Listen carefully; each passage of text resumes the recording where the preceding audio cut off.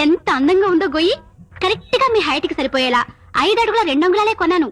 తల భాగం తూర్పు సైడ్ వస్తుంది, అంటే ఈస్ట్ ఫేసింగ్, పక్కా వాస్తు. సో రైట్, ఈ సీన్ లో చూసుకుంటే ఆ పాప, ఆ అమ్మాయి బ్రహ్మానందం గారి కోసం 5 అడుగుల 2 అంగుళాల గొయ్య తవ్వించింది. అయితే ఇక్కడ గొయ్యి శవాన్ని పెట్టడానికి కాబట్టి ఇక్కడ దాన్ని మనం గ్రేవ్ అని అనాలి. ఓకేనా? సో షీ మేడ్ సంవన్ అంటే ఆమె ఒకతని చేత గొయ్యి తవ్వించింది అని చెప్పాలి. ఎలా చెప్పొచ్చు? She made someone dig a 5 foot 2 inch grave అని అనాలి.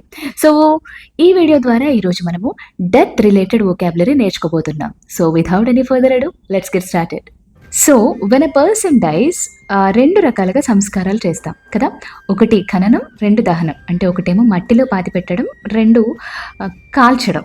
ఓకే, సో మట్టిలో పాతి పెట్టడాన్ని బెరియల్ అని అంటాం, అండ్ కాల్చడాన్ని క్రిమేషన్ అని అంటాం. ఈ రెంటికి సంబంధించిన వొకాబులరీని ఇప్పుడు చూద్దాం. ఓకే, గ్రేవ్ మృతదేహాన్ని పెట్టడం కోసం తవ్వే గొయ్యి, కాఫిన్ శవపేటిక, బెరియల్ గ్రౌండ్ పాతి పెట్టే స్థలం, పాస్ట్ అవే అంటే చనిపోయారు అని చెప్పడం. Example, after a long battle the professor passed away yesterday.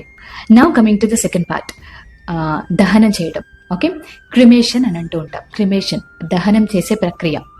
Cremate దహనం చేయడం. క్రిమెటోరియం దహనం చేసే ప్రదేశం.